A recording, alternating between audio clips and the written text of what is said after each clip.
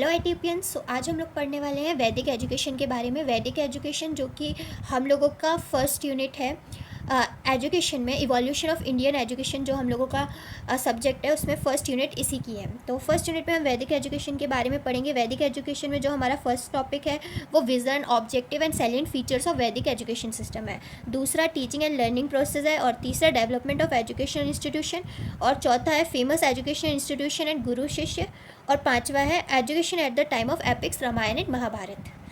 सो firstly हम unit 1 पढ़ेंगे, vision, objective and salient feature of Vedic education के vision and objective.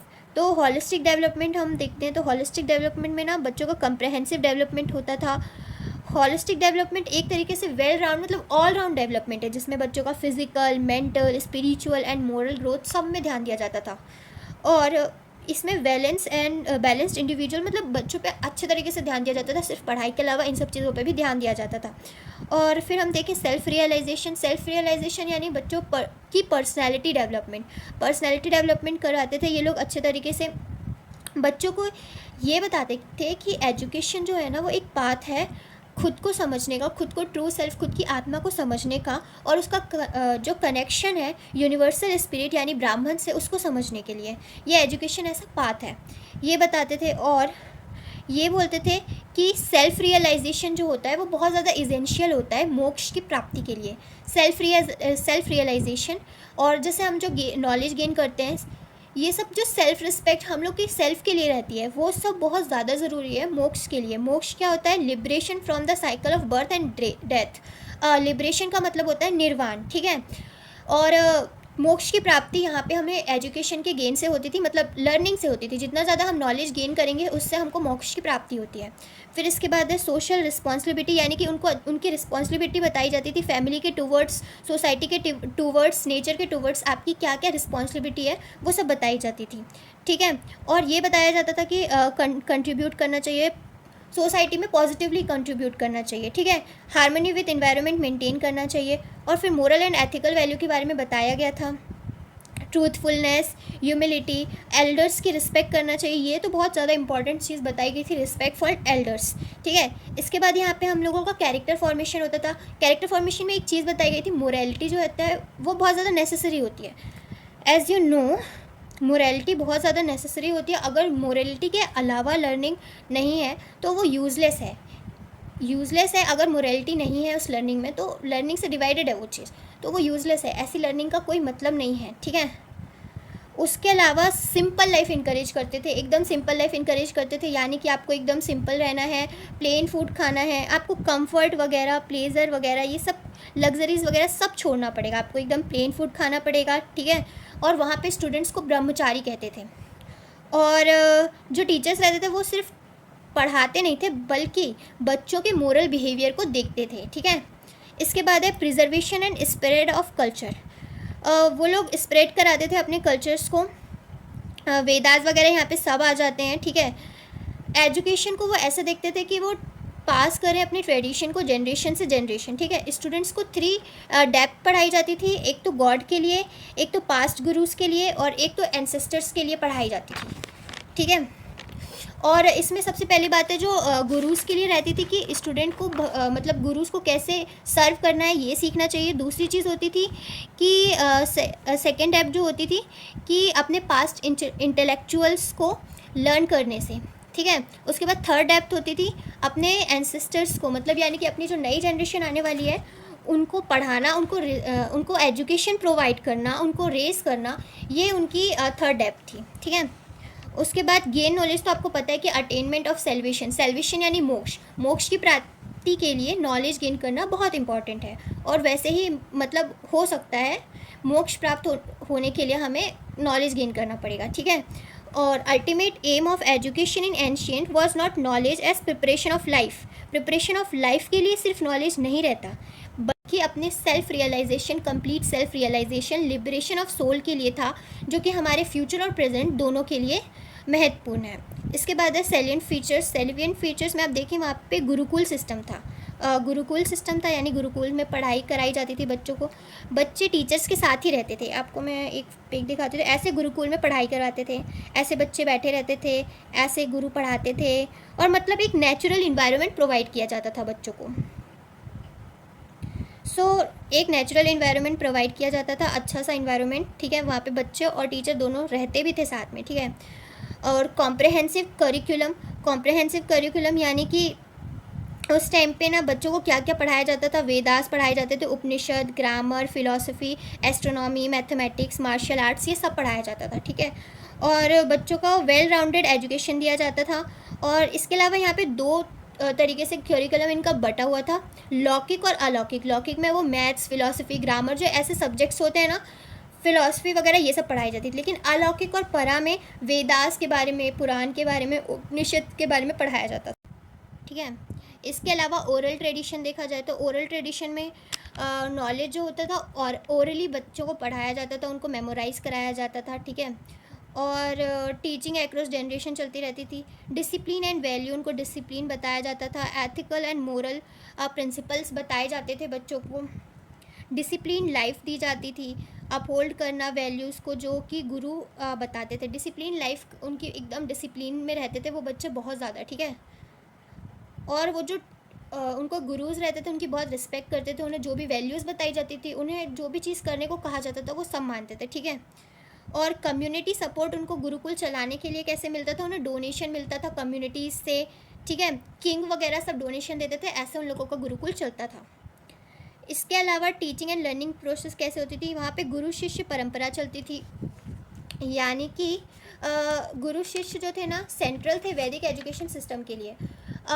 Guru was not just a teacher but also, गुरु सिर्फ teacher नहीं था, वो एक मेंटर था, एक गाइडर था, ठीक है। वो रिस्पॉन्सिबल था स्टूडेंट का पूरा ओवरऑल डेवलपमेंट होना चाहिए, पर्सनालिटी डेवलपमेंट होना चाहिए, कैरेक्टर डेवलपमेंट होना चाहिए, होलिस्टिक डेवलपमेंट होना चाहिए, सब कुछ अच्छे से डेवलपमेंट होना चाहिए बच्चे का, ठीक है। ओरल ट्रांसमिशन होता था, ये तो अभी आपको पता है, मेमोराइज एंड रेसाइटेड टेक्स्ट, ठीक है, ट्रांसमिशन ऑफ नॉलेज होता था। मेमोराइजेशन तो वही उसी चीज़ को याद करना, मेमोराइज़ करना, ठीक है। बहुत सारे लार्ज वॉल्यूम ऑफ टेक्स्ट को बच्चों को ट्रेन किया जाता था कि वो मेमोराइज़ कर सकें, ठीक है। और डिस्कशन और डिबेट्स तो आपको पता होगा, आपके स्कूल में भी डिस्कशन और डिबेट्स तो होता रहता होगा, डिबेट्स में पार्टिसिपेट करते हैं। बहुत ऐसे टॉपिक्स होते हैं ना, मोबाइल मत लाना, मतलब मोबाइल यूज़ करना और मोबाइल नहीं यूज़ करना। कुछ लोग होते हैं कि मोबाइल यूज़ करना चाहिए, कुछ लोग होते हैं मोबाइल नहीं यूज़ करना चाहिए। मोबाइल के प्रोज एंड कॉन्स में जो डिबेट्स वगैरह होते हैं, एक्सेट्रा चीज़ें जिनमें भी डिबेट्स होता है, ठीक है। ऐसे डिस्कशन टॉपिक्स होते हैं बहुत सारे। रीजनिंग स्किल्स डेवलप करते थे, ठीक है। और उनको प्रैक्टिकल ट्रेनिंग दी जाती थी, एग्रीकल्चर की, क्राफ्ट की और वारफेयर की, ठीक है। उनको एसेंशियल लाइफ स्किल्स सिखाई जाती थी बच्चों को, ठीक है। उनको हर एस्पेक्ट्स ऑफ लाइफ के लिए उनको प्रिपेयर करते थे बच्चों को।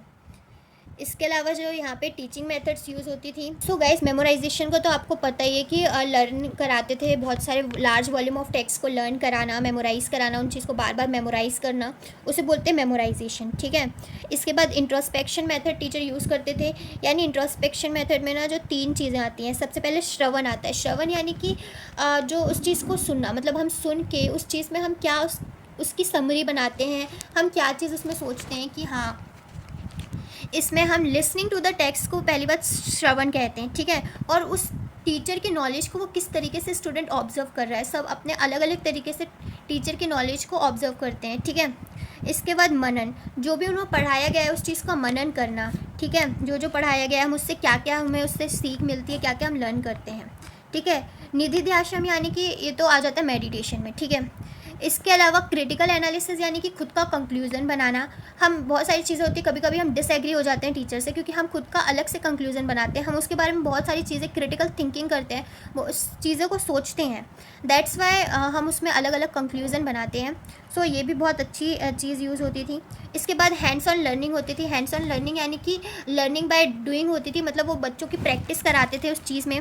और सेमिनार तो आपको पता है, डिबेट्स वगैरह होती हैं, सेमिनार में डिस्कशन होता है, मेन तो सेमिनार में डिस्कशन होता है, चीज़ों के बारे में, टॉपिक के बारे में डिस्कशन होता है, उस टॉपिक के बारे में आपको बहुत सारी इन्फॉर्मेशन मिलती है। इसलिए सेमिनार्स को ना अटेंड करना चाहिए, क्योंकि उसमें बहुत अच्छी अच्छी इन्फॉर्मेशन मिलती हैं।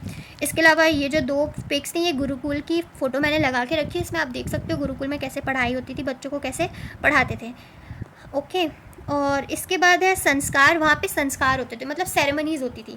सबसे पहले जो 5 एज में बच्चा आ जाता था तो वहाँ पे उस बच्चे की विद्या आरंभ रिचुअल होता था, विद्या आरंभ संस्कार होता था, ठीक है। इसमें ना प्राइमरी एजुकेशन के लिए मेनली ये होता था। ये किसी ऑस्पिशियस डे में मनाया जाता था, ठीक है।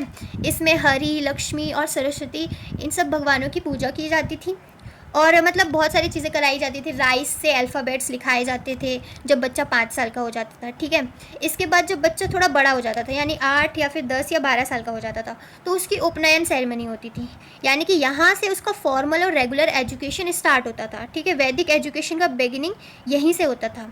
यहाँ पे जो ब्राह्मण रहते थे ना, ब्राह्मण की 8 साल की एज में उपनयन सेरेमनी होती थी और क्षत्रिय की 10 साल में और वैश्य की 12 साल में, ठीक है। इसमें ये लोग कपड़े ऐसे से पहनते थे। जो 8 साल के बच्चे थे वो मतलब ब्राह्मण बच्चे थे वो येलो कलर के कपड़े पहनते थे और क्षत्रिय बच्चों को वाइट कलर के कपड़े पहनाए जाते थे और केसरिया कलर के वैश्य बच्चों को पहनाए जाते थे, ठीक है। इसमें वैसे कहा जाता है कि इसे सेकंड बर्थ माना जाता है, कि बच्चे का एक सेकंड बर्थ हुआ है, ठीक है। ये द्विजास भी कहते हैं इसको और एक स्पिरिचुअल बर्थ भी कहते हैं। इसमें गायत्री जी को मदर माना जाता है और आचार्य को फादर माना जाता है, ठीक है। फिर इसके बाद है हमारा समावर्तन एंड कॉन्वोकेशन रिचुअल। ये एक ऐसा रिचुअल है जिसमें बच्चा जो होता है वो रिटर्न करता है, मतलब उस टाइम पे तो वो चला गया गुरुकुल में जाके पढ़ने लगा, वहीं पे जाके उपनयन सेरेमनी में वो जा चुका है, वो पढ़ने लगा, उसका रेगुलर एजुकेशन स्टार्ट हो गया। फिर ना समावर्तन में वो वहाँ से वापस आता है, यानी कि उसका फेयरवेल होता है एक तरीके से। तो returning home of student, so student जो है ब्रह्मचारी है, स्टूडेंट को मतलब ब्रह्मचारी माना जाता है। उसकी एक स्टूडेंटशिप जो होती है वो खत्म हो चुकी होती है, यानी इसका ब्रह्मचारी पीरियड खत्म हो चुका होता है। जैसे कि आप अभी 4 साल का कोर्स करो, जब आपका ये 4 साल का कोर्स खत्म हो जाएगा तो ये जो 4 साल के आपने स्टूडेंटशिप की है, जो आपका पीरियड है पढ़ने का, वो खत्म हो जाएगा, ठीक है। और इसके बाद है नो डेफिनेट एज, इसके लिए कोई डेफिनेट एज नहीं होती थी, ठीक है। इसमें सारे बच्चों के जो उनके मार्क होते थे स्टूडेंटशिप के वो सारे कट कर दिए जाते थे और फेयरवेल देते थे वो अपने टीचर्स को, गुरु दक्षिणा पे करते थे, जिनको पे करना वो गुरु दक्षिणा पे करते थे, ठीक है। और उन्होंने टीचर्स इन लोग को बहुत सारी सीख देते थे कि ट्रूथ बोलना हमेशा, जो अच्छी चीज़ है उसको करना, कभी भी ना चोरी मत करना, ठीक है। और स्टडीज़ से निगलेक्ट मत करना और मदर, फादर और टीचर और गेस्ट इन सबको ना गॉड के जैसे ट्रीट करना, वर्शिप करना इनकी गॉड के जैसे, ठीक है।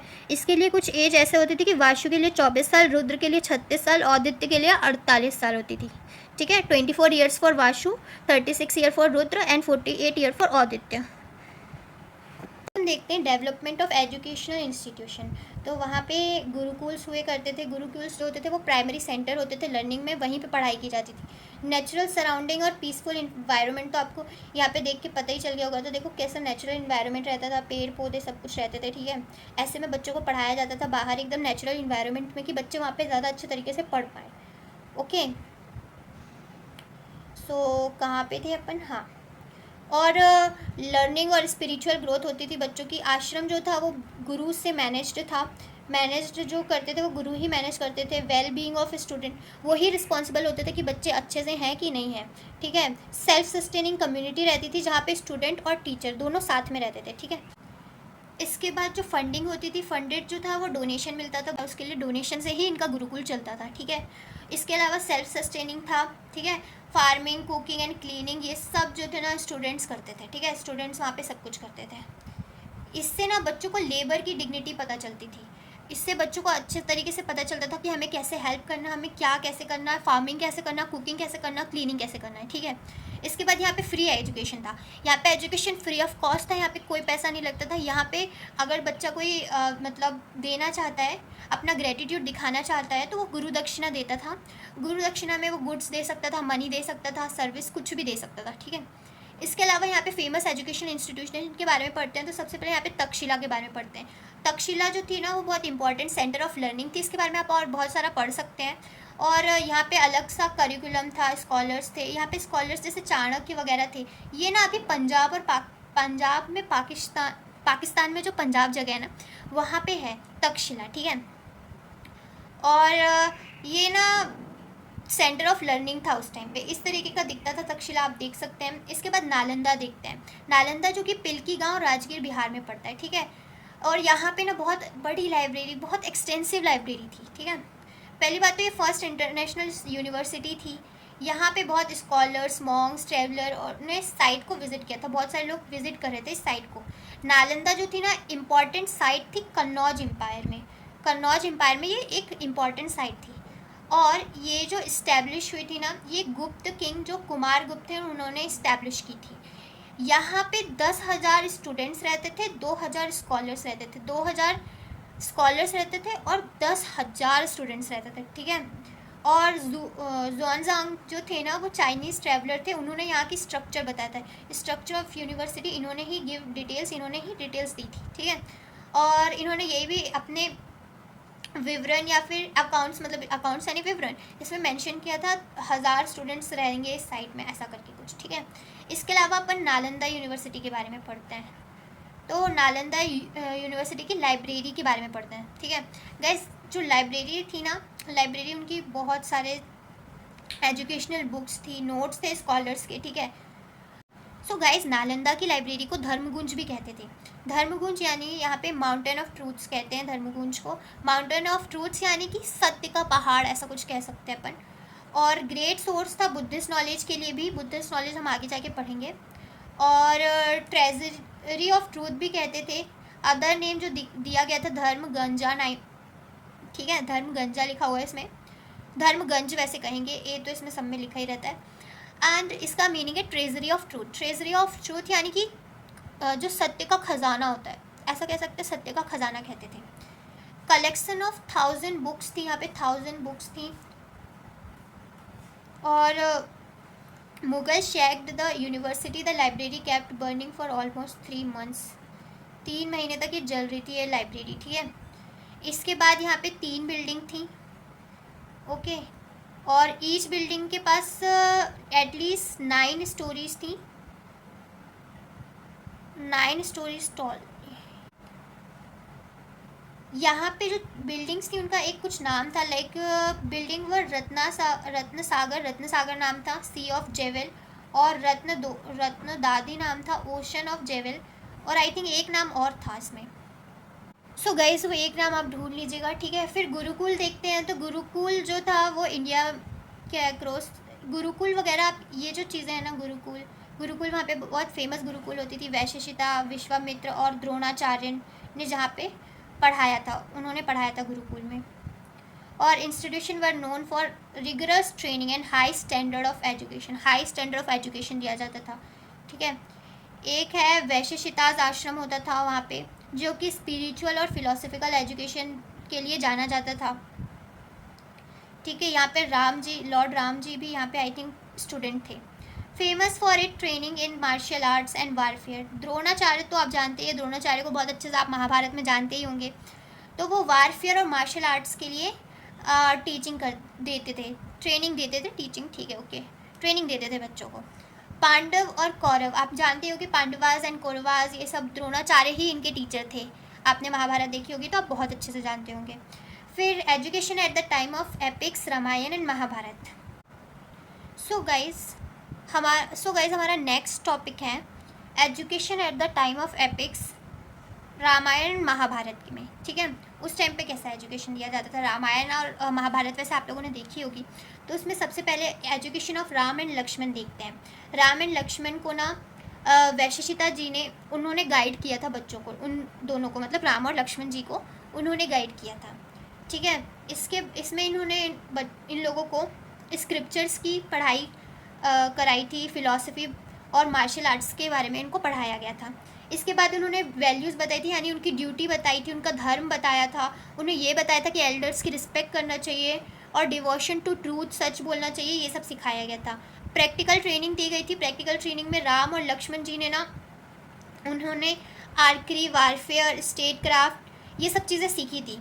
ये सब चीज़ें उनके गुरु ने उनको सिखाई थी। और मॉरल रिलेशन दिया गया था, उनको मॉरलिटी सिखाई गई थी, ठीक है। उनको कैसे डिसीज़न लेना है, सही गलत, ये सब सिखाया गया था। और रोल ऑफ वुमेन तो आप देख सकते हैं यहाँ पे सीता को एग्जाम्प्लीफाई करके बताया गया है।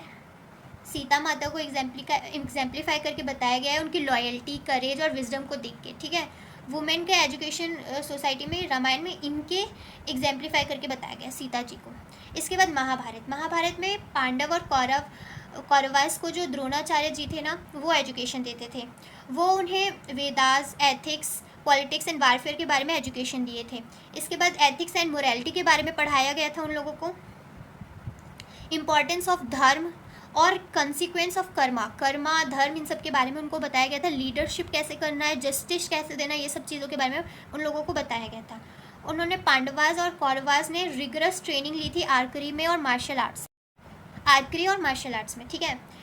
और वेरियर्स का रोल कैसे प्रिपेयर करें, मतलब उनको प्रिपेयर करा रहे थे कि वो वेरियर का रोल कैसे निभाएं, ठीक है। इसके बाद फिलोसफिकल टीचिंग, इसमें भगवत गीता, महाभारत, इन सब के बारे में इनको बताया गया है। फिर इसके बाद है role of women. Role of women में फीमेल कैरेक्टर्स लाइक द्रौपदी, इनको एग्जाम्पलीफाई करके बताया गया है कि वो कितना उन पर करेज था, विजडम, रेजिलेंस, ये सब के बारे में, ठीक है। स्ट्रॉन्ग फीमेल कैरेक्टर के बारे में बताया गया जो कि द्रौपदी जी थी। इसमें फिर हम फीचर्स देखते हैं। मेन चीज़ वुमेन एजुकेशन के बारे में मैंने नहीं बताया, तो वुमेन एजुकेशन जो अर्ली वैदिक पीरियड था उसमें इक्वल राइट्स था कि सारी वुमेन जो है ना वो एजुकेशन ले सकती हैं। फिर इसके बाद लेटर वैदिक पीरियड में क्या हुआ कि कास्ट के अकॉर्डिंग ही एजुकेशन मिलेगा, कास्ट देख के एजुकेशन दिया जाएगा। इसके बाद जो ब्राह्मण सिस्टम थे, उन्होंने क्या कहा कि शूद्र वाली कास्ट के वुमेन है ना उनको हायर एजुकेशन नहीं दिया जाए, उन्होंने रिफ्यूज़ कर दिया। और ये वैदिक पीरियड में जो वुमेन की एज थी शादी के लिए वो 12 ईयर्स थी, ठीक है। 12 ईयर्स में वुमेन की शादी हो जाती थी और उनको कोई सेपरेट गुरुकुल नहीं दिया जाता था वुमेन के लिए कि ये वुमेन्स गुरुकुल है, जैसे वुमेन्स कॉलेज होता है ना, बहुत सारे कॉलेज होते हैं। फिर इसी वजह से फैमिली जो थी ना वो कुछ ऑर्डिनरी फैमिलीज़ थी, जो सिंपल फैमिलीज़ थी, वो हायर एजुकेशन बच्चों को नहीं दे पाती थी, अपनी लड़कियों को वो हायर एजुकेशन नहीं दे पाते थे, ऑर्डिनरी फैमिलीज़ वाले। इसके अलावा जो फैमिलीज़ रॉयल फैमिलीज़ की थी, मतलब राजघराने की उनकी जो लड़कियां थी और मतलब महारानी वगैरह, मतलब जो राजघराने से बिलोंग करती थी, और गुरुज की जो डॉटर थी, इन सबको हायर एजुकेशन मिल जाता था, उनको हायर एजुकेशन दिया जाता था, ठीक है। और सो आई थिंक ये मैंने पूरा आप लोग को बता दिया। मैं इसकी पीडीएफ आप लोगों को शेयर कर दूँगी अपने टेलीग्राम ग्रुप में। मैं आपको टेलीग्राम ग्रुप की लिंक जो है ना वो डिस्क्रिप्शन में दे दूँगी, आप ज्वाइन कर सकते हो, मैं वहाँ पे आपको इसकी पीडीएफ दे दूँगी। इसके अलावा थैंक यू गाइज़, आपने इतना वीडियो देखा, और आपको अगर इसमें कुछ भी डाउट हो तो आप कमेंट सेक्शन में लिख देंगे प्लीज़, और मैं आपका डाउट ज़रूर क्लियर करूँगी। Thank you ITPians, bye bye.